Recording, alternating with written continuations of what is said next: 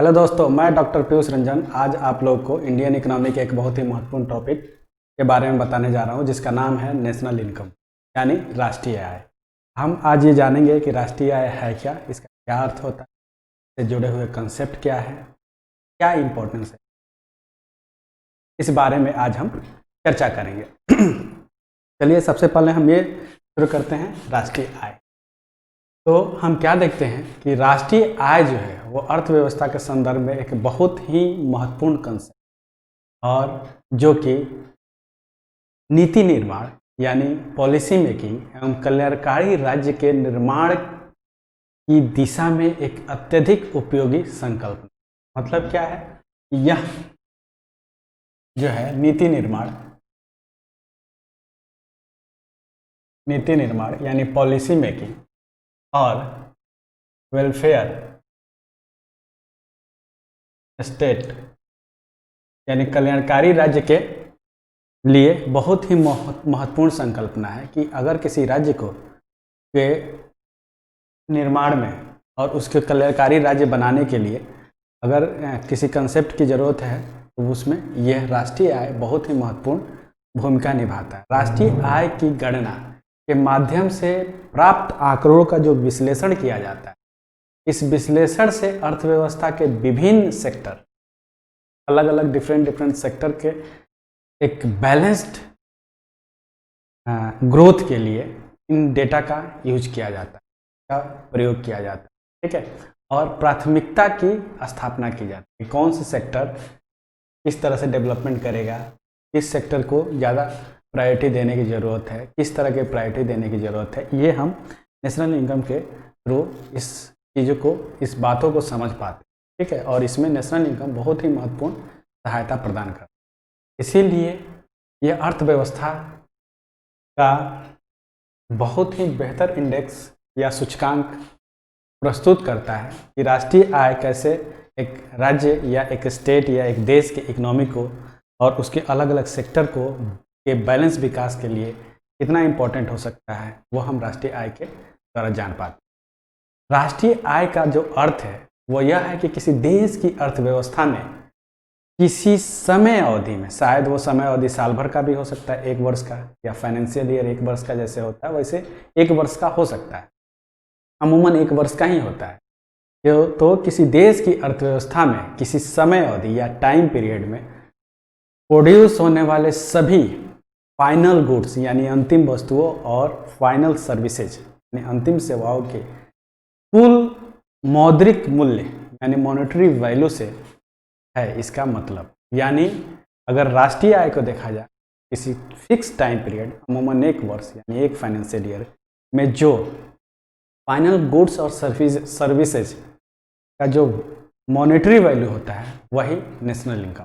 ठीक है, दूसरे शब्दों में किसी एक लेखा वर्ष या एक अकाउंटिंग वर्ष की अवधि के दौरान किसी अर्थव्यवस्था में उत्पादित यानी प्रोड्यूस होने वाले अंतिम वस्तुओं एवं सेवाओं के बाजार मूल्य को, मार्केट प्राइस को राष्ट्रीय आय कहते हैं। मतलब क्या है कि किसी एक फाइनेंशियल ईयर में जितने भी गुड्स और सर्विसेज प्रोड्यूस होते हैं का जो मॉनेटरी वैल्यू होता है, मार्केटिंग वैल्यू होता है, वह इसी को राष्ट्रीय आय का।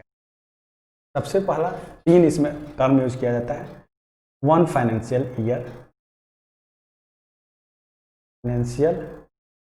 ईयर या फिक्स टाइम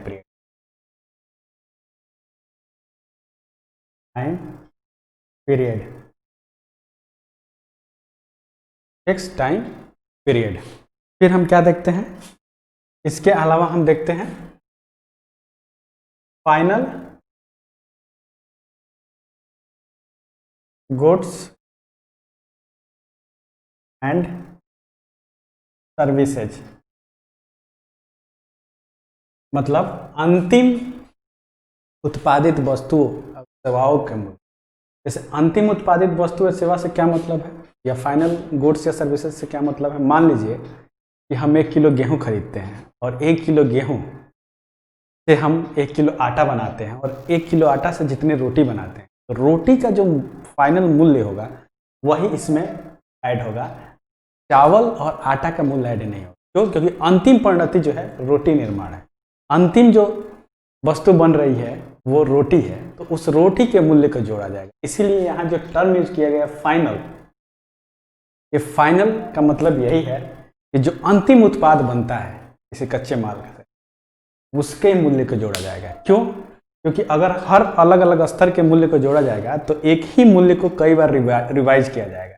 अगर गेहूं का मूल्य भी जोड़ दे, आटा का मूल्य भी जोड़ दे, रोटी का मूल्य भी जोड़ दे, तो इससे क्या होगा, एक ही चीज के कई मूल्य जोड़ दिए जाएंगे, तो इससे क्या होगा, जो राष्ट्रीय आय की गणना होगी ना वो गड़बड़ हो जाएगी, क्योंकि एक ही चीज के प्राइस को अलग अलग लेवल पे अलग अलग बार जोड़ा जा रहा है। इसीलिए जो डिफिनीशन तैयार किया गया उसमें कहा गया अंतिम वस्तु एवं सेवाओं के मूल्य को इसमें जोड़ा जाता है, और यही अंतिम वस्तु और सेवाओं का जो मूल्य है कि देश की अर्थव्यवस्था किसी फिक्स टाइम पीरियड जो अमूमन एक फाइनेंशियल ईयर्स का हो, उसी को राष्ट्रीय आय का। ठीक है, इसका अभिप्राय यह है कि देश के विभिन्न उद्योगों एवं व्यवसायों द्वारा जितना उत्पादन एक वर्ष में होता है उसका मूल्यांकन कर लिया जाता है, और इस राशि में जो डिप्रिसिएशन की राशि होती है, जो मूल्यह्रास की राशि होती है, उसको घटा दी जाती है। परिणाम स्वरूप जो राशि प्राप्त होती है यह देश की राष्ट्रीय आय, ठीक है, और राष्ट्रीय आय का आशय निवल या शुद्ध राष्ट्रीय उत्पाद होता है।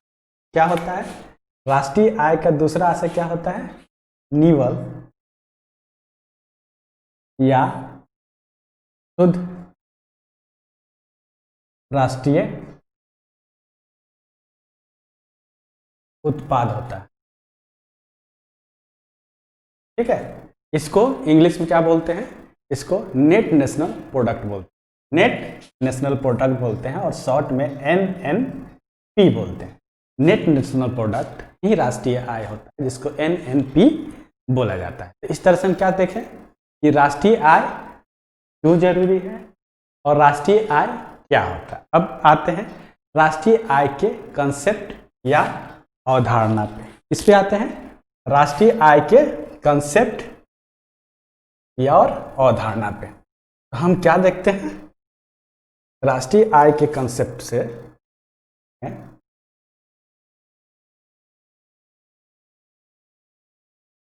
राष्ट्रीय आय के कंसेप्ट में देखते हैं कि पहली राष्ट्रीय आय की अवधारणा वस्तुओं के निरंतर चलने वाला एक प्रवाह है।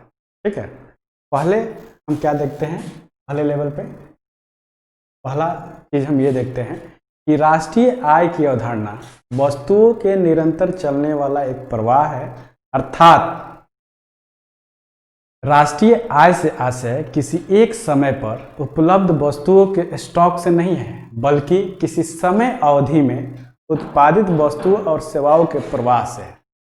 मतलब क्या समझे कि किसी एक समय में जितने उत्पादित सेवा और वस्तु का स्टॉक है उससे कोई मतलब नहीं है, बल्कि एक समय पीरियड में जितना प्रोडक्शन हो रहा है फाइनल गुड्स और सर्विसेज का, उसका जो फ्लो है वो फ्लो ही महत्वपूर्ण है, ना कि उसका स्टॉक महत्वपूर्ण। तो इस तरीके से इसके कंसेप्ट से जुड़ा हुआ एक महत्वपूर्ण बात है, वे सवाल पूछे गए भी हैं, तो इसको जरूर ध्यान रखें। दूसरी बात इसके कंसेप्ट से जुड़ा हुआ ये है कि राष्ट्रीय आय की अवधारणाओं में सभी प्रकार की वस्तुओं एवं सेवाओं का बाजार कीमत शामिल की जाती है, और एक वस्तु की कीमत एक ही बार ली जाती है या गिनी जाती है या काउंट की जाती है, जिसे अंतिम वस्तु और सेवाओं का मूल्य ही गिना जाता है। मतलब समझ गए कैसे मैंने आपको गेहूं और आटे और रोटी के जो उदाहरण दिया वो इसके कंसेप्ट से जुड़ा हुआ है। ठीक है, जिसमें दोहरी गणना से बचाव किया जाता है। अगर अंतिम वस्तु और सेवा का मूल्य जोड़ा जाएगा तो इससे जुड़े पहले जितने भी उत्पाद हुए हैं उसके मूल्य को उसको नहीं जोड़ा जाता है। इससे क्या होता है कि दोहरा काउंटिंग जो होता है उसके मूल्य का, उससे हम बच जाते हैं। ठीक है, तीसरा है राष्ट्रीय आय के अवधारणा के साथ एक निश्चित समय की अवधि जुड़ी होती है, जो मैंने बताया कि लगभग एक फाइनेंशियल ईयर या विशेष टाइम। यह अवधि साधारणतः एक वर्ष की होती है, जो एक फाइनेंशियल ईयर माना जाता है। जैसे कि हमारे यहाँ क्या होता है, अप्रैल से लेकर मार्च तक एक साल माना जाता है। और फिर हम देखते हैं कि दूसरा अप्रैल से फिर फाइनेंशियल ईयर शुरू हो जाता है।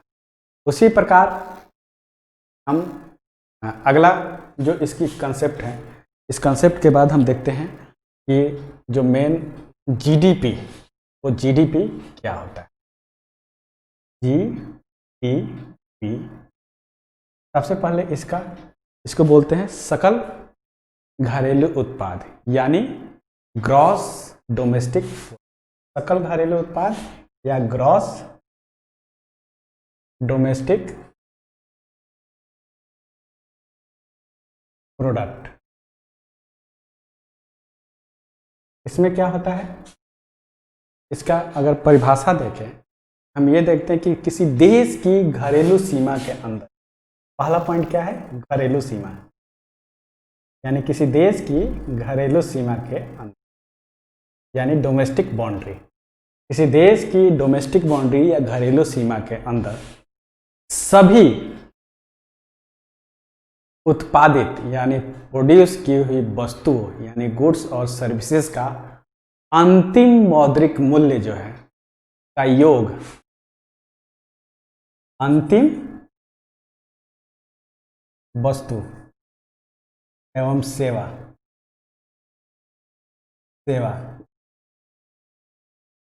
का मौद्रिक मूल्य का योग क्या कहलाता है, जीडीपी कहलाता है, सकल घरेलू उत्पाद का। इसको अगर तोड़ के देखा जाए तो इसमें क्या कहा गया है कि घरेलू सीमा के अंदर, अगर हम घरेलू सीमा की बात करें तो देश जैसे इंडिया की बात करें तो इंडिया के पॉलिटिकल बाउंड्री के अंदर, ठीक है, जितने भी वस्तु और सेवा यानी गुड्स और सर्विसेज का फाइनल प्रोडक्शन हो, उसका जो टोटल मॉनेटरी वैल्यू होता है, उस टोटल मॉनेटरी वैल्यू को ही जीडीपी कहा जाता है, यानी सकल घरेलू। इससे जुड़ा हुआ एक तीसरा मुख्य बात ये जान लेते हैं कि घरेलू सीमा के अंदर चाहे वो देश का नागरिक हो या विदेशी नागरिक हो, अगर वो प्रोडक्शन करता है या गुड्स या सर्विसेज का प्रोडक्शन करता है, उसका मॉनेटरी वैल्यू प्रोड्यूस करता है, तो उसको भी इसमें जोड़ा जाता है, ठीक है, वो चाहे नागरिक हो चाहे, ठीक है। ये बहुत ही महत्वपूर्ण, कई बार इसी पे सवाल उलझा दिए जाते हैं, जो इसको ध्यान रखना है आपको कि वो नागरिक हो या ना हो। अगर देश के पॉलिटिकल बाउंड्री के अंदर फाइनल गुड्स और सर्विसेज का प्रोडक्शन कर रहा है तो वो मूल्य को भी इसमें जोड़ा गया, ठीक है। सकल घरेलू उत्पाद में कुछ भाग उन विदेशियों का भी होता है जैसे कि मैंने अभी आपको बताया है, ठीक है। फिर हम क्या देखते हैं, इससे ये पता चल जाता है कि डोमेस्टिक प्रोडक्ट में हमारे नागरिक प्लस विदेशी जो घरेलू सीमा के अंदर हैं, दोनों के अंतिम फाइनल गुड्स जो प्रोड्यूस किए जाते हैं वो इसमें शामिल होते हैं, ठीक है। तो हम इस तरह से जीडीपी को देख पा रहे हैं, जीडीपी। अब आते हैं जीएनपी, क्या, जीएनपी। अब इसको क्या बोलते हैं, जीएनपी को, इसको बोलते हैं ग्रॉस नेशनल प्रोडक्ट। क्या बोलते हैं, ग्रॉस नेशनल प्रोडक्ट। ये क्या होता है, ये होता है कि किसी देश के नागरिकों द्वारा एक निश्चित समय अवधि, सामान्यतः 1 साल, ठीक है, में उत्पादित वस्तुओं और सेवाओं के अंतिम मौद्रिक मूल्य को सकल राष्ट्रीय उत्पाद का। देखिए, इसके डिफिनीशन और इसके डिफिनीशन में बहुत हद तक समानता है, लेकिन जो विभेद है, जो डिफरेंस है, वो यह है कि इसमें क्या किया गया था, एक घरेलू सीमा के अंदर नागरिक हो या विदेशी हो, दोनों के द्वारा प्रोड्यूस किए गए फाइनल गुड्स और सर्विसेज के वैल्यू को, मॉनेटरी वैल्यू को जोड़ा गया था। लेकिन इसमें क्या है, केवल नागरिकों, ओनली सिटीजन के द्वारा प्रोड्यूस फाइनल गुड्स और सर्विसेज को जोड़ा जाता है, ठीक है। एक चीज जो महत्वपूर्ण है, जो जीएनपी और जीडीपी में अंतर की, कई बार यही अंतर पे सवाल बना दिए जाते हैं और कई बार जीएनपी का प्रॉपर्टी या क्वालिटी बताई जाती है और जीडीपी का नाम दे दिया जाता है। कई बार जीडीपी का क्वालिटी बताई जाती है, जीएनपी का नाम दे दिया जाता है। तो ये क्या होता है, उल्टा सवाल पूछ दिया जाता है और इसमें कन्फ्यूजन होता है और गलतियाँ हो जाती है। तो ये चीज़ को हमेशा ध्यान रखना है। इसीलिए मैं डिफरेंस क्या है उसको ज़्यादा फोकस कर रहा हूँ, ताकि आपको पता चले कि दोनों में अंतर क्या होता है, ताकि अगर क्वेश्चन आए तो इतना तो पता हो कि दोनों में अंतर क्या। फिर हम क्या देखते हैं, सकल घरेलू उत्पाद एवं सकल राष्ट्रीय उत्पाद, यानी जीडीपी और जीएनपी में जो अंतर है, इस सकल राष्ट्रीय उत्पाद के अंतर्गत देश की सीमा के अंदर विदेशियों को भी अर्जित आय का को इसमें क्या किया जाता है, घटा दिया जाता है, और विदेशों में भारतीय के द्वारा अर्जित आय को जोड़ दिया जाता है। अब देखिए इसमें क्या था, देश की घरेलू सीमा के अंदर जो नागरिक थे और जो नहीं नागरिक थे यानी विदेशी थे, उन दोनों के द्वारा प्रोड्यूस अंतिम सेवाओं और मूल्यों को जोड़ा जाता था, और वस्तुओं और सेवाओं के मूल्य को, अंतिम मूल्य को जोड़ा जाता था। इसमें क्या होता है, केवल नागरिकों के अंतिम मूल्य को जोड़ा जाता है। लेकिन एक चीज और है जो खास है, यहाँ क्या किया जाता है कि जो देश में, अपने देश में जो विदेशी हैं उनके द्वारा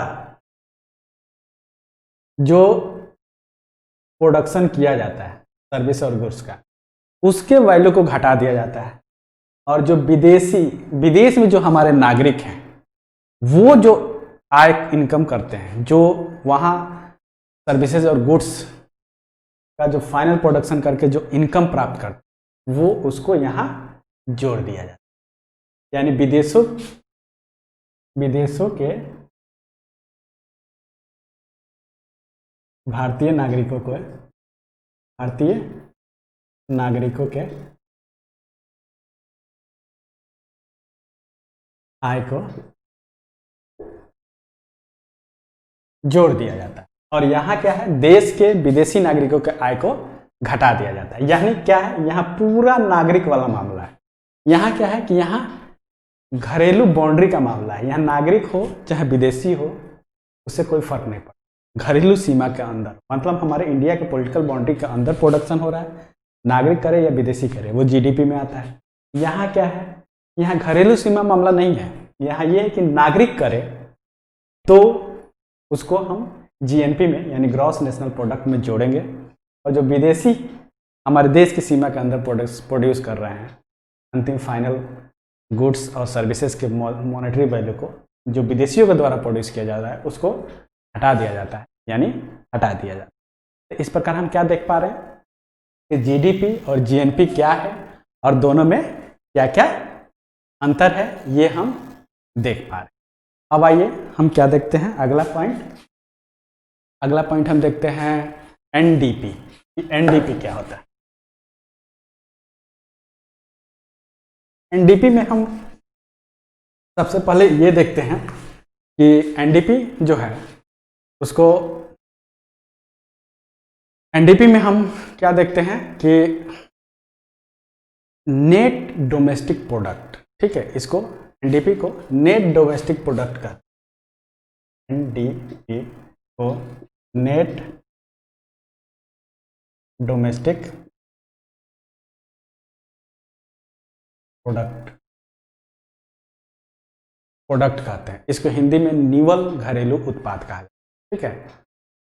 जब सकल घरेलू उत्पाद में से, ठीक है, उत्पादन की प्रक्रिया में से प्रयुक्त जो मशीन और पूंजी का जो मूल्य होता है उसमें जो कमी आती है, अगर यानी जो मूल्यह्रास होता है उसको घटा दिया जाए तो उसको क्या कहते हैं, निवल घरेलू उत्पाद का।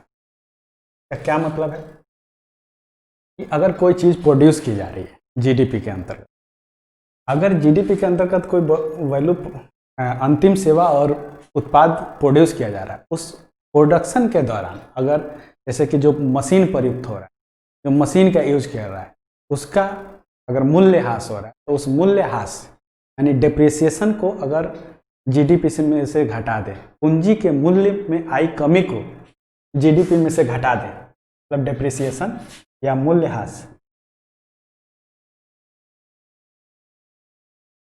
और पूंजी के मूल्य में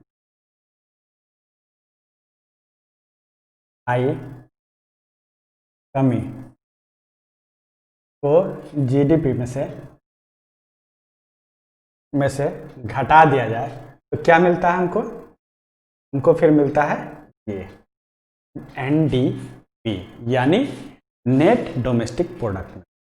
अगर हम जीडीपी में से मूल्यह्रास यानी कोई प्रोडक्शन हो रहा है, किसी वस्तु का प्रोडक्शन हो रहा है, किसी सेवा के दौरान किसी मशीन का प्रयोग किया जा रहा है, उस मशीन का धीरे धीरे क्षरण होता जाता है। उस क्षरण के दौरान जो मूल्यह्रास होता है उस मशीन का, जो उसके वैल्यू में डिप्रिसिएशन होता है, उस डिप्रिसिएशन को घटाना, और जो पूंजी जो कैपिटल उसमें लगा है अगर उसके मूल्य में भी गिरावट आती है उसको घटा देते हैं, अगर इसे माइनस कर देते हैं जीडीपी में से, तो जो चीज़ प्राप्त होती है उसको कहते हैं निवल घरेलू उत्पाद, यानी नेट डोमेस्टिक प्रोडक्ट। समझ में आया कि निवल घरेलू उत्पाद क्या होता है? फिर हम अगला टॉपिक देखते हैं, निवल राष्ट्रीय उत्पाद यानी एनएनपी, यानी नेट नेशनल प्रोडक्ट। ठीक है, नेशनल, ये सारे कंसेप्ट इजी हैं लेकिन कई बार उलझा भी देते हैं। अगर एक बार आप बढ़िया से समझ लें तो फिर दिक्कत नहीं होती। नेट नेशनल प्रोडक्ट, इसको बोलते हैं नेट नेशनल प्रोडक्ट, यानी निवल राष्ट्रीय उत्पाद। अगर निवल राष्ट्रीय उत्पाद में क्या होता है कि सकल राष्ट्रीय उत्पाद यानी जीएनपी, ठीक है, जीएनपी में से जब उत्पादन की प्रक्रिया होती है उसमें क्या होता है, जो मशीन और पूंजी, जो जीडीपी में मशीन का डिप्रिसिएशन का वैल्यू और मुद्रा जो कैपिटल लगा था उसके मूल्य में आई गिरावट को माइनस करते थे तो क्या मिलता था? एनडीपी। वैसे ही जीएनपी में से इन्हीं दो चीज़ों को माइनस कर दे, मतलब क्या, मशीन के वैल्यू, मशीन के डिप्रिसिएशन वैल्यू को और मुद्रा में आई कमी को, दोनों को घटा दे तो हमें मिलता है नेट नेशनल प्रोडक्ट यानी एनएनपी, या शुद्ध राष्ट्रीय आय। क्या बोलते हैं तो निवल, या तो निवल राष्ट्रीय आय बोलते हैं या शुद्ध राष्ट्रीय आय, शुद्ध निवल राष्ट्रीय आय। तो इस तरह से हम क्या समझ गए? चार चीजें समझ पा रहे हैं कि हम जीडीपी क्या होता है, जीएनपी क्या होता है, एनडीपी क्या होता है और एनएनपी क्या होता है। ये आसानी से हम इस चीज़ को समझ पा रहे हैं कि ये क्या क्या होता है। और हम इसके थ्रू क्या देख रहे हैं कि जो नेशनल इनकम तैयार किया जाता है उसमें ये कैसे फैक्टर काम करते हैं, कैसे इनके कैलकुलेशन या आंकड़ा, इसके विश्लेषण कैसे होता है, इसका आंकड़ा कैसे संग्रहित किया जाता है, ये सारी चीज़ें हम देख पा रहे हैं। फिर हम क्या देखते हैं कि सबसे महत्वपूर्ण ये है कि बाजार मूल्य पर और सकल बाजार मूल्य पे और क्या कहते हैं फैक्टर कॉस्ट पे, यानी एमपी पे और मार्केट प्राइस पे, सॉरी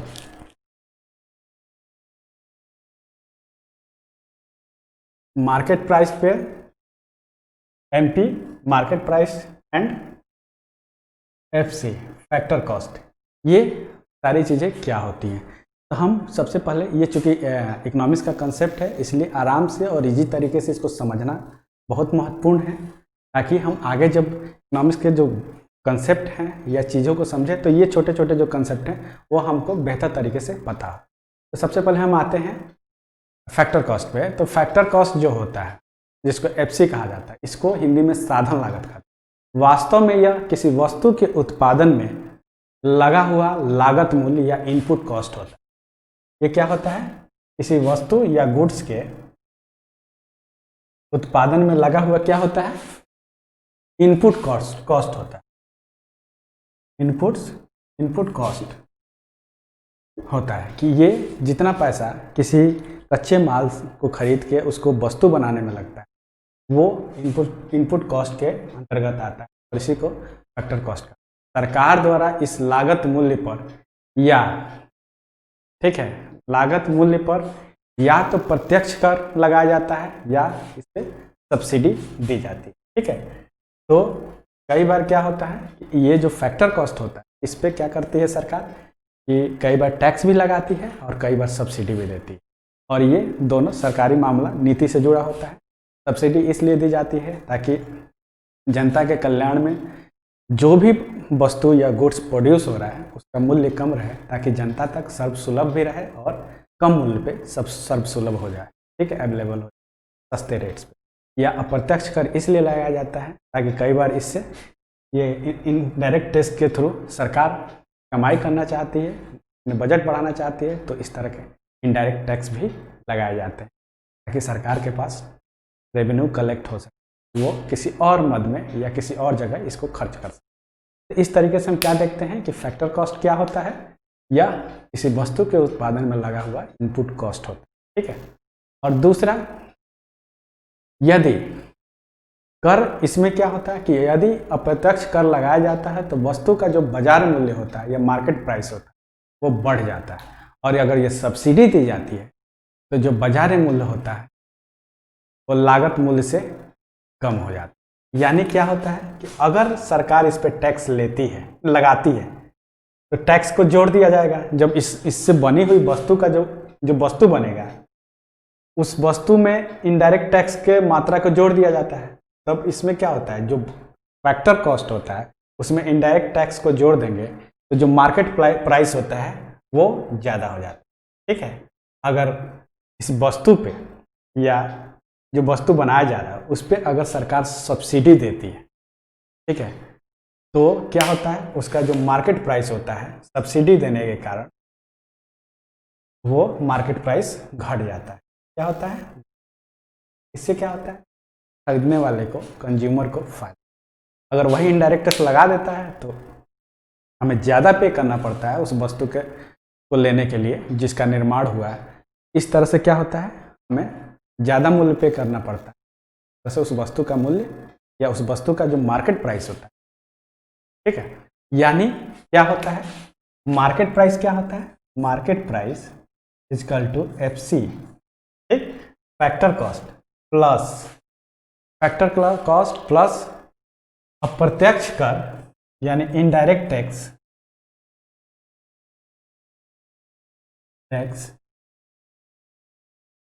और यानी फैक्टर कॉस्ट तो हम समझ ले रहे हैं कि फैक्टर कॉस्ट तो हम समझ लिए। अब फैक्टर कॉस्ट से मार्केट प्राइस कैसे निकलता है, तो देखते हैं कि फैक्टर कॉस्ट के साथ जो इनडायरेक्ट टैक्स या सब्सिडी मिलता है, अगर इनडायरेक्ट टैक्स मिला तो उसको ऐड कर देंगे, सब्सिडी जो मिलता है वो हटा देते हैं, फिर वो क्या हो जाता है, मार्केट प्राइस, ठीक है। तो इस तरीके से हम फैक्टर कॉस्ट और सब्सिडी प्राइस, मार्केट प्राइस को समझ पाए, ठीक है। अब होता है बाजार मूल्य पर सकल घरेलू उत्पाद, ठीक है, यानी GDP एट मार्केट प्राइस। क्या होता है, GDP एट मार्केट प्राइस। हम GDP एट मार्केट प्राइस में क्या देखते हैं कि जो GDP एट, ऐसे लिखते हैं, GDP एट मार्केट प्राइस।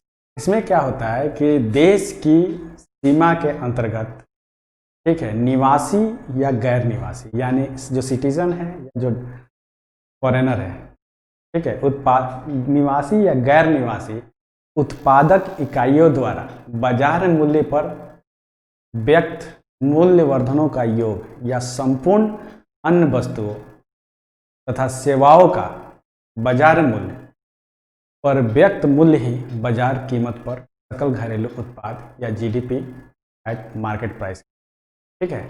यानी ये क्या कहता है कि घरेलू सीमा के अंदर यानी डोमेस्टिक बाउंड्री के अंदर किसी निवासी या गैर निवासी यानी सिटीजन और फॉरेनर दोनों के द्वारा जो प्रोडक्शन यूनिट द्वारा जो प्रोड्यूस किया जाता है उसका बाजार मूल्य यानी जो उसमें वैल्यू ऐड करके, ठीक है, उन वस्तुओं और सेवाओं को जो बाजारों में बेचा जाता है उसी को क्या कहते हैं, बाजार मूल्य और सकल घरेलू उत्पाद यानी GDP एट मार्केट प्राइस। अब इसको सरल भाषा में समझिए, जो मैंने GDP बताया था उसको क्या बताया था कि किसी घरेलू सीमा के अंतर्गत निश्चित समय अवधि में अंतिम वस्तुओं हम सेवाओं के उत्पाद को के मौद्रिक मूल्य, टोटल मौद्रिक मूल्य को क्या कहते हैं? जीडीपी कहते हैं।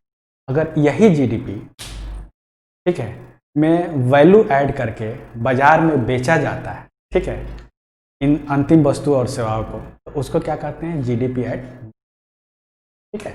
और इसको कैसे डिनोट करते हैं? GDP at market price. वो वैल्यू एडेड क्या होता है? ये लाभ होता है, या जो सरकार टैक्स या सब्सिडी देती है, उसके बाद जो भी प्रोडक्शन होता है, जो भी फाइनल गुड्स और सर्विसेज का प्रोडक्शन होता है, तो उसमें जो लाभ व्यवसायी या व्यापारी जो तय करते हैं, उसको भी इसमें ऐड करते हैं। वही मूल्यवर्धन होता है या वैल्यू एडिशन। उसी वैल्यू एडिशन के साथ जब फाइनल गुड्स और सर्विसेज को बाजार में बेचा जाता है, ठीक है, तो उसको जीडीपी एट प्राइस, ठीक है। अब क्या होता है? जीडीपी एट फैक्टर कॉस्ट, जो जैसे बाजार की कीमत पर सकल घरेलू उत्पाद जीडीपी एट मार्केट प्राइस है, तथा फैक्टर कॉस्ट पर सकल घरेलू उत्पाद के मध्य अंतर एक पाया, ठीक है। और यह क्या करते हैं? यह परोक्ष कर या सब्सिडी की मात्रा या न्यूनतम राष्ट्रीय आय के कारण होता है, ठीक है। अब हम क्या देखते हैं कि कैसे जीडीपी एट फैक्टर कॉस्ट बराबर क्या होता है? GDP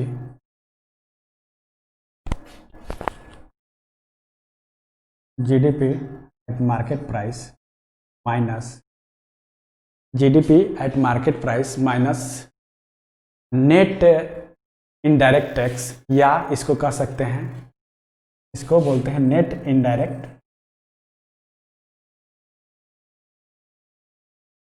tax. यही होता है। अब ये नेट इनडायरेक्ट टैक्स क्या होता है? जो मैंने बताया था कि अगर सरकार इन अप्रत्यक्ष कर लगाए तो उसको माइनस कर देते हैं प्रत्यक्ष कर, प्रत्यक्ष कर को माइनस कर देते हैं, और सब्सिडी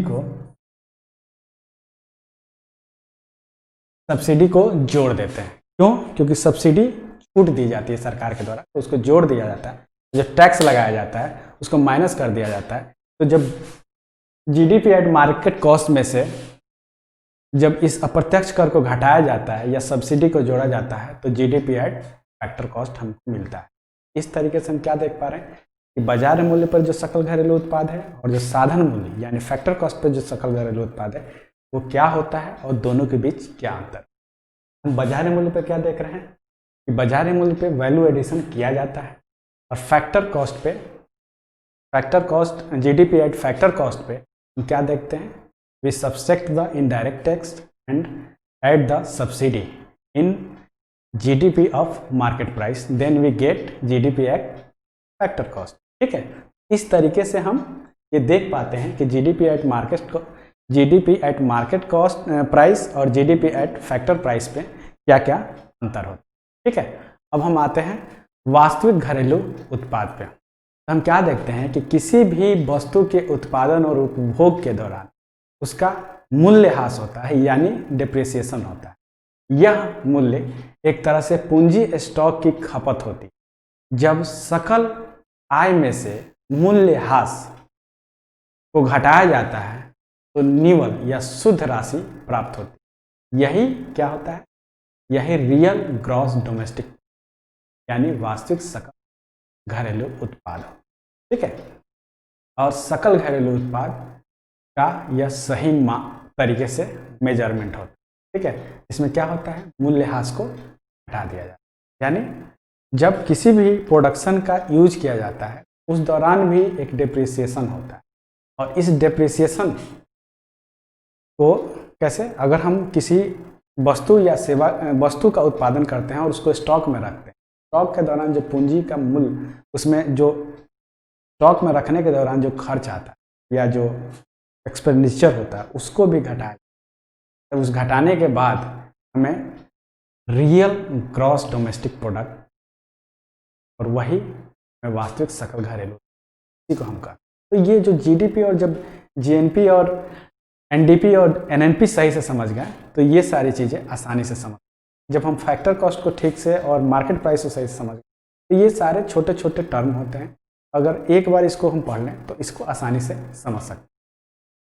अब एक होता है सांकेतिक सकल घरेलू उत्पाद यानी नॉमिनल जीडीपी। क्या होता है? सांकेतिक सकल घरेलू उत्पाद।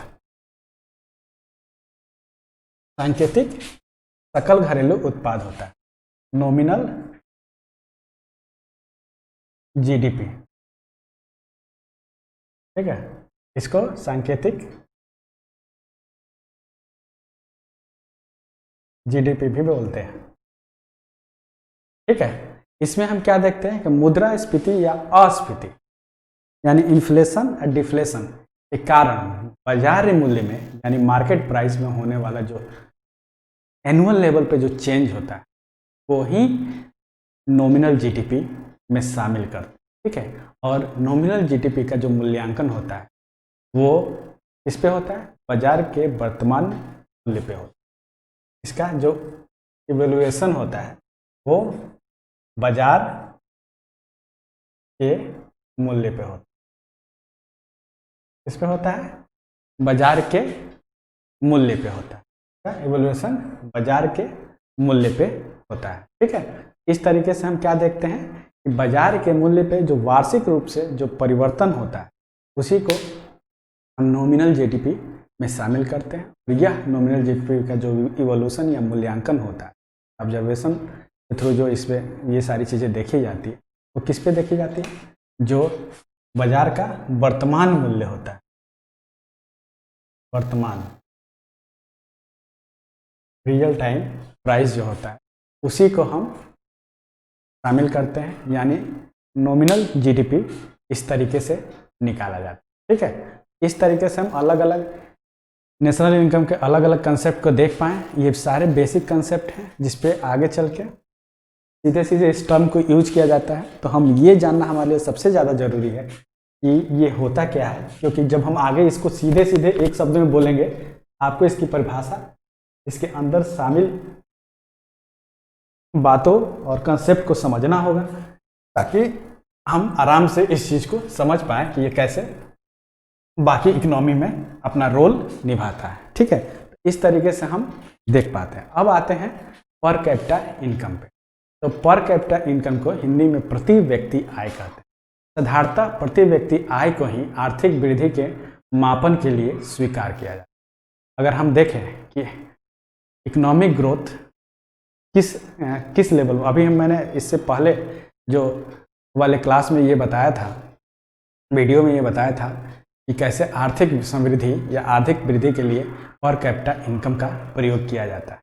इसी पर कैपिटा इनकम को भी हम यहाँ देख रहे हैं कि साधारणतः या साधारण रूप में हम देखें तो प्रति व्यक्ति आय को ही आर्थिक वृद्धि के मापन के लिए प्रयोग किया जाता है। अगर प्रति व्यक्ति आय बढ़ रही है यानी इकोनॉमिक ग्रोथ हो रहा है। ठीक है, और इस प्रति व्यक्ति आय को हम कैसे डिफाइन करते हैं? प्रति व्यक्ति आय या पर कैपिटा इनकम बराबर राष्ट्रीय आय, राष्ट्रीय आय यानी नेशनल इनकम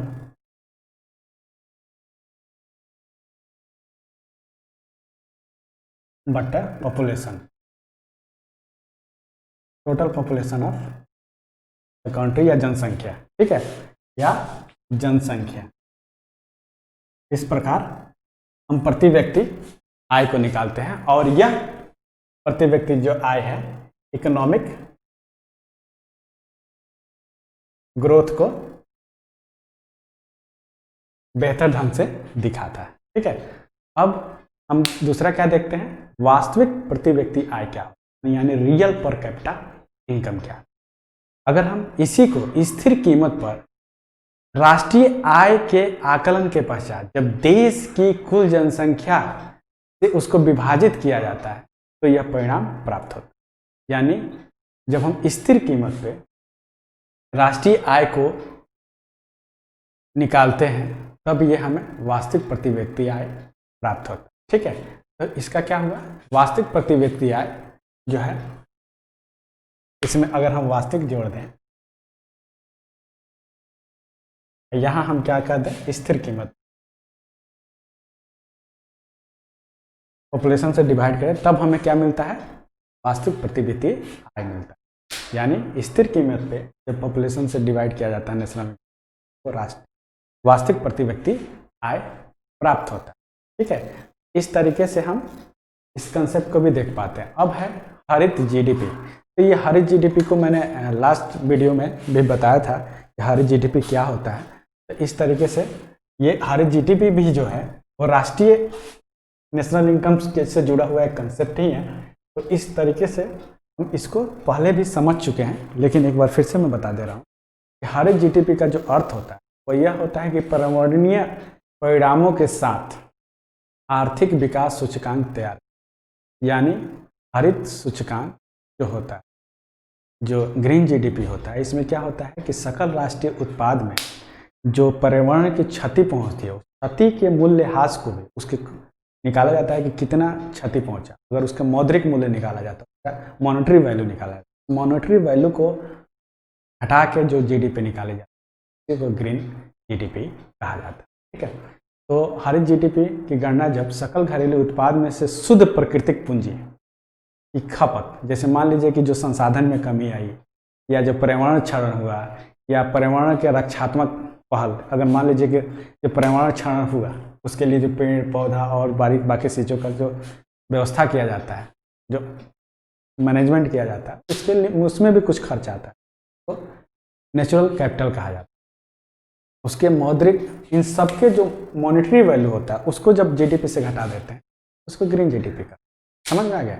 जब जीडीपी में यानी सकल घरेलू उत्पाद में से पर्यावरणीय परिणामों, यानी उसमें जो क्षति आती है, उस क्षति के मौद्रिक मूल्य को, या क्षरण के मौद्रिक मूल्य के, या प्राकृतिक संसाधन जो उससे लॉस्ट होते हैं सकल घरेलू उत्पाद के दौरान, उसके मौद्रिक मूल्य को, या उस पर्यावरण के क्षरण को मेंटेन करने के लिए जो खर्च किया जाता है, पर्यावरण या देखे पेड़ पौधे लगाए जाते हैं, बहुत सारे उपाय किए जाते हैं, उसमें जो खर्च आता है उसको जीडीपी में से माइनस कर देते, ग्रीन जीडीपी में मिलता है। तो इस तरीके से हम ग्रीन जीडीपी को समझ पाते हैं कि ग्रीन जीडीपी क्या है। ठीक है, और जब ग्रीन जीडीपी को ऐसे समझ पाते हैं तो वैसे ही जीएनपी होता है। जैसे हमने जीडीपी को बताया था कि वैसे ही ग्रीन जीएनपी होता है कि एक दी हुई समय अवधि के में प्रति व्यक्ति उत्पादन को कि वो अधिकतम संभावी मात्रा है। ठीक है, इसमें क्या होता है कि जो प्राकृतिक क्षरण होता है, ठीक है, उस प्राकृतिक क्षरण का ह्रास किया जाता है, वो माइनस किया जाता है। प्राकृतिक क्षरण का जो मॉनेटरी वैल्यू होता है उसको जब जीएनपी में से माइनस किया जाता है, उसको ग्रीन जीएनपी। ठीक है, और इसका एक ग्रीन इंडेक्स भी आता है जो विश्व बैंक के द्वारा चलाया जाता है। इस ग्रीन इंडेक्स के द्वारा हम ये देख पाते हैं कि कैसे कैसे विश्व बैंक ने देश की संपत्ति का जो आकलन है उसको हरित सूचकांक में वो देखने की कोशिश करता है कि जो भी संपत्ति निर्मित हो रही है, जो भी राष्ट्रीय संपत्ति या नेशनल इनकम निर्मित हो रहा है, उसमें पर्यावरण को कितना नुकसान हो रहा है, उसी के बेस पे एक इंडेक्स बनाया जाता है। ठीक है, और उसी इंडेक्स को हरित इंडेक्स या ग्रीन इंडेक्स कहा जाता है, और यह विश्व बैंक के द्वारा बनाया जाता है। इसके द्वारा बनाया जाता है, विश्व बैंक के द्वारा बनाया जाता है, वर्ल्ड बैंक के द्वारा बनाया जाता है। तो ये सवाल कई बार आ जाता है कि ग्रीन इंडेक्स कौन बनाता है, तो हम ये जरूर याद रखेंगे कि यह वर्ल्ड बैंक बनाता है। ठीक है, अब हम एक चीज़ और देखते हैं कि भारत में राष्ट्रीय आय की जो गणना है, नेशनल इनकम की जो गणना है, कैसे होती है, क्या होती है। तो हम सबसे पहले ये देखते हैं कि ये सबसे पहला राष्ट्रीय आय की गणना इंडिया में नेशनल इनकम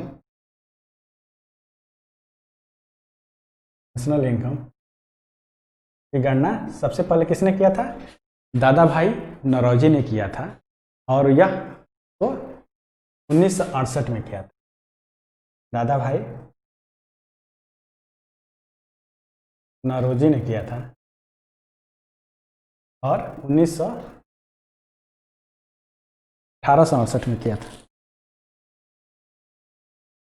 1868 में इन्होंने सबसे पहले राष्ट्रीय आय की गणना की थी। ठीक है, और यह गणना किसमें की थी? अपने एक किताब जिसका नाम था poverty and un British rule in India. इसका नाम था पॉवर्टी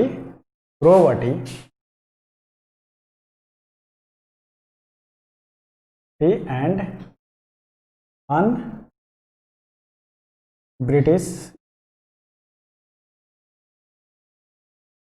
रूल इन इंडिया।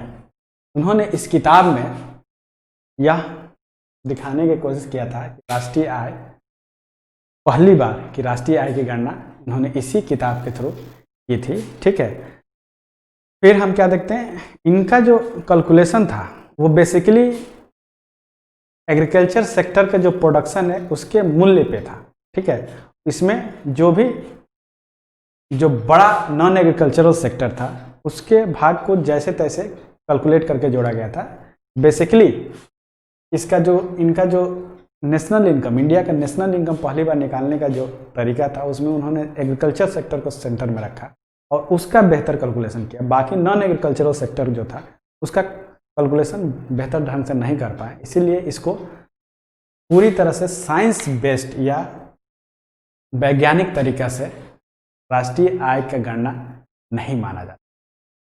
पहली बार 1931-32 में एक वैज्ञानिक हुए, उन्होंने, जिनका नाम था doctor V.K.R. Rao. V.K.R. Rao, उन्होंने 1931-32 में पहली बार वैज्ञानिक तरीके से देश के राष्ट्रीय आय की गणना की। इसीलिए उनको क्या कहा जाता है? राष्ट्रीय आय लेखा प्रणाली का जनक कहा जाता है। इनको राष्ट्रीय आय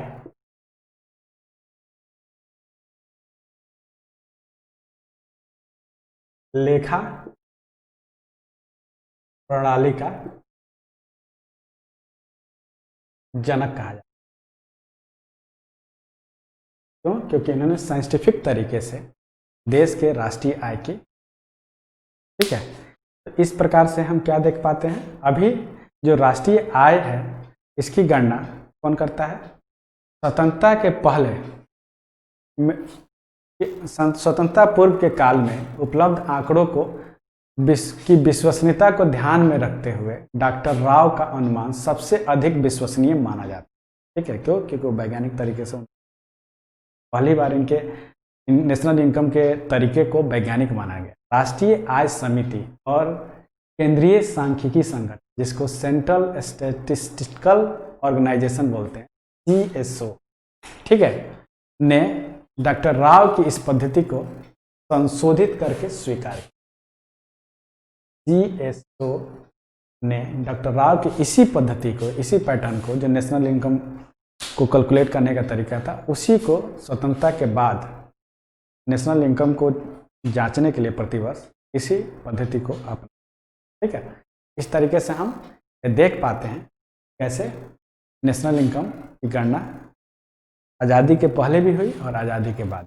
लेकिन आज़ादी के पहले जो गणना की गई, जैसे दादा भाई नौरोजी ने जो अपने किताब में इसकी गणना की, वो बेसिकली ये दिखाना चाहते थे कि अंग्रेजों की जो एक्सप्लॉयटेटिव पॉलिसी है, जो शोषणकारी नीति है, वो कृषि और बाकी सेक्टर में किस हद तक वो शोषण कर रही है, और इससे साल प्रति साल एक तो भुखमरी की स्थिति आ रही है, दूसरा भारत के रिसोर्सेज या धन दौलत को कैसे ब्रिटिश अधिकारी अपने फायदे के लिए, अपने देश के फायदे के लिए यूज कर रहे हैं, वो इनका मेन मोटो था। इसीलिए उस समय का जो इकोनॉमी थी वो बेसिकली कृषि बेस्ड इकोनॉमी थी, उसमें इंडस्ट्री सेक्टर का बहुत ही कम रोल था। तो इसीलिए उन्होंने ज़्यादातर एग्रीकल्चर को सेंटर में रख के कैलकुलेशन किया है। लेकिन उन्होंने जो नॉन एग्रीकल्चर सेक्टर को जैसे तैसे कैलकुलेट किया है, वो उसके लिए कोई साइंटिफिक तरीका नहीं, इसलिए इनके इस कैलकुलेशन को बहुत विश्वसनीय या साइंटिफिक नहीं माना। ठीक है। तो इस तरीके से हम ये देख पा रहे हैं कि कैसे राष्ट्रीय आय की गणना हुई है, जो पहले से ही चली आ रही है। मतलब आज से लगभग 1868, आज है 2020, यानी लगभग 250 साल पहले से इसका कैलकुलेशन किया जा रहा है। ठीक है, एक चीज़ और है, एक संस्था है जिसको मैंने अभी बताया, CSO, राष्ट्रीय सांख्यिकी संगठन या सेंट्रल स्टैटिस्टिकल ऑर्गेनाइजेशन। ठीक है, इसकी जो स्थापना हुई वो एक प्रोफेसर थे PC महालनोबिस की अध्यक्षता में एक राष्ट्रीय आय समिति नियुक्त करी और उसी के रिकमेंडेशन से इस CSO की स्थापना की गई और यह 1949 में, तब 1949 में स्थापित की। इसके लिए जो रिकमेंडेशन आया था कि उसका जो आयोग था, जिसको राष्ट्रीय आय समिति कहा जाता है, उसके चेयरमैन थे PC महालनोबिस। ठीक है, तो इस तरीके से ये CSO जो है यह नेशनल इनकम के लिए आंकड़े जुटाता है, एनालिसिस करता है, यह सरकार को। ठीक है, केंद्रीय सांख्यिकी संगठन की स्थापना की जो घोषणा हुई थी वो 1949 में हुई थी। ठीक है, वो आयोग ने जब अनुशंसा की तो इसकी या रिकमेंड किया तो इस तरह के एक CSO का निर्माण किया गया। इसका जो ऑफिस है, मेन ऑफिस है, वो दिल्ली में है, क्योंकि दिल्ली में ही वित्त मंत्रालय है या फाइनेंस मिनिस्ट्री है, तो यहाँ इसको एस्टेब्लिश किया गया है। और भारत में राष्ट्रीय आय और उससे संबंधित सभी पक्ष या डायमेंशंस का जो कैलकुलेशन है वो यही CSO। ठीक है, तो इस प्रकार से हम क्या देख रहे हैं कि ये अलग अलग सेक्टर, यानी CSO जो है एग्रीकल्चर सेक्टर यानी प्राथमिक सेक्टर, फिर इंडस्ट्री सेक्टर यानी सेकेंडरी सेक्टर, और टर्शियरी सेक्टर यानी सेवा व्यापार का सेक्टर, इन सब तीनों सेक्टर को अलग अलग तरीके से इसकी गणना करता है, कैलकुलेशन करता है, इसके इकोनॉमिक ग्रोथ को देखता है और फिर उस हिसाब से नेशनल इनकम बनाने में मदद करता है ये मिनिस्ट्री। ठीक है, इस प्रकार हम इसको देख पा रहे हैं और ये इस पे सवाल आते हैं कि कौन ये राष्ट्रीय आय के निर्माण में कौन सी संस्था का भूमिका होता है। तो यह सेंट्रल स्टैटिस्टिकल ऑर्गेनाइजेशन यानी केंद्रीय सांख्यिकी संगठन इसमें पार्टिसिपेट। ठीक है, इस प्रकार हम इसको बेहतर ढंग से देख पाते हैं कैसे ये काम करता है। एक चीज़ और जान लीजिए कि जो ट्रेंड्स होता है, मतलब जो प्रवृत्तियाँ होती है राष्ट्रीय आय की, वो भारत में क्या है। भारत एक डेवलपिंग कंट्री है, ये हम सब जानते हैं। ठीक है, और the trends of national income in India जो है, यानी जो भारत में आय की जो प्रवृत्तियाँ हैं वो ये है कि अगर हम 1950 में देखें तो खास तौर से इस अलग अलग सेक्टर को ध्यान देखें, यानी प्राथमिक क्षेत्र, द्वितीय क्षेत्र या तृतीय क्षेत्र को, हम देखते हैं कि उस समय कृषि का सबसे ज़्यादा योगदान। ठीक है, लेकिन धीरे धीरे क्या हुआ, प्राथमिक क्षेत्र का जो योगदान है वो धीरे धीरे कम होता जाता है और 2011-12 में हम देखते हैं तो जो कृषि और उससे संबद्ध जो क्षेत्र थे, यानी जो प्राथमिक सेक्टर का क्षेत्र था, उसका हिस्सा राष्ट्रीय आय में बहुत कम हो गया। ठीक है, जो पहले बहुत ज़्यादा था वो बहुत कम हो गया और GDP में सेकेंडरी सेक्टर का योगदान में काफ़ी वृद्धि हुई। और जब हम टर्शियरी सेक्टर को देखते हैं इसमें बहुत ज़्यादा वृद्धि, तीव्र उछाल हुआ। तो हम एक चीज़ इस ट्रेंड को देखते हैं कि जब कोई देश डेवलपिंग से डेवलप की तरफ बढ़ता है, उसमें क्या होता है, कृषि सेक्टर यानी प्राइमरी सेक्टर का रोल घटते जाता है और सेकेंडरी और टर्शियरी सेक्टर यानी इंडस्ट्री और सर्विस सेक्टर का रोल काफ़ी ज़्यादा बड़ा होता है और इसका पूरे नेशनल इनकम में जो इसका पार्टिसिपेशन होता है वो भी बड़ा हो जाता है। ठीक है, इस तरीके से हम इसके ट्रेंड को भी देख पाते हैं। ठीक है, अब हम इसको यहीं ख़त्म करते हैं और यहाँ एक चीज़ और जान लीजिए कि एक आधार वर्ष होता है, उसी आधार वर्ष को ध्यान में रख के राष्ट्रीय आय का आकलन किया जाता है। तो अभी जो खास तौर पे आधार वर्ष यूज किया जा रहा है वो आधार वर्ष है 2011 और 12। क्या है, 2011-12 को आधार वर्ष मान के राष्ट्रीय आय या इस तरह का कैलकुलेशन या आकलन किया जाता है। इस राष्ट्रीय आय, ये आधार वर्ष बार बार चेंज होते रहते हैं, लेकिन इसको काफ़ी टाइम पे भी चेंज किया जाता है। जैसे इसको 2015 में 2011-12 को आधार वर्ष बनाया गया है, फिर अभी रिकमेंडेशन मिला है 2017-18 को आधार वर्ष बनाने का, लेकिन गवर्नमेंट ने अभी उसको अप्रूव नहीं किया। तो इसी तरीके से जो पहला आधार वर्ष था वो 1848-49 था, फिर जो दूसरा आधार वर्ष था वो 1964-65।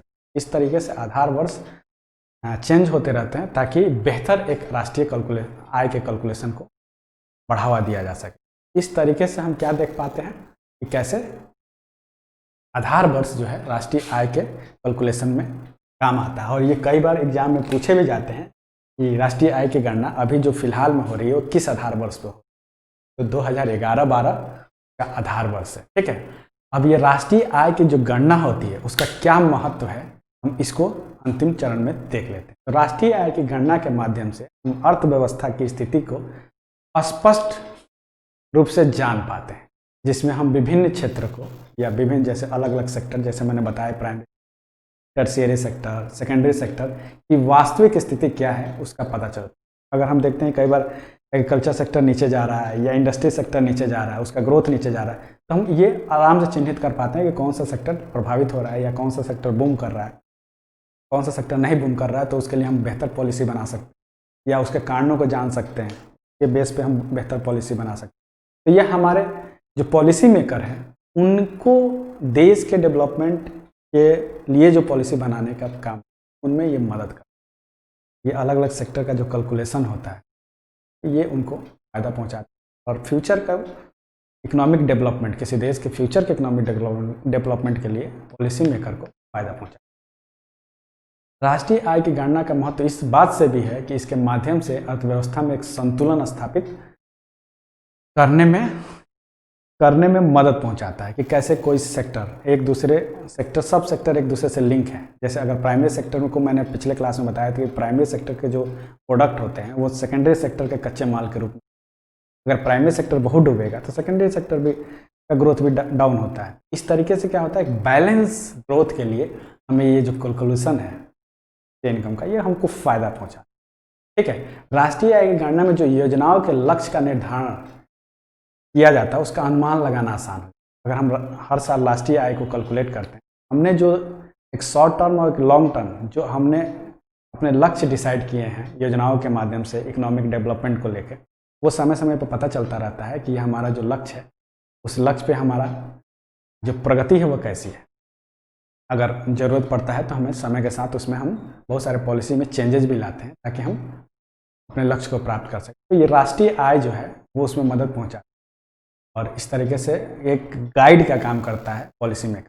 ठीक है, सरकार के राजस्व प्राप्ति और व्यय का खाका जो है वो इस नेशनल इनकम की गणना से भी बनाया जाता है। तो इससे भी क्या होता है कि जो राजस्व की यानी रेवेन्यू का जो जनरेशन होता है या जो एक्सपेंडिचर होता है उसको भी डिसाइड करने में ये नेशनल इनकम मदद करता है। तो यानी एक तरह से ये बजट में भी अपना बड़ा रोल निभाता है। इस तरीके से राष्ट्रीय आय हमारे लिए बहुत इंपॉर्टेंट है, हमारे देश के डेवलपमेंट या इकोनॉमिक डेवलपमेंट या कहें या इकोनॉमिक ग्रोथ, इन दोनों में काफ़ी मदद पहुंचाता है, इसीलिए यह काफ़ी महत्वपूर्ण। इस तरह से ये हम नेशनल इनकम को समझ पाएँ। अगर कोई प्रश्न हो तो आप कमेंट जरूर करें। अगर ये वीडियो आपको पसंद आए तो लाइक, शेयर और सब्सक्राइब जरूर करें। Thank you so much.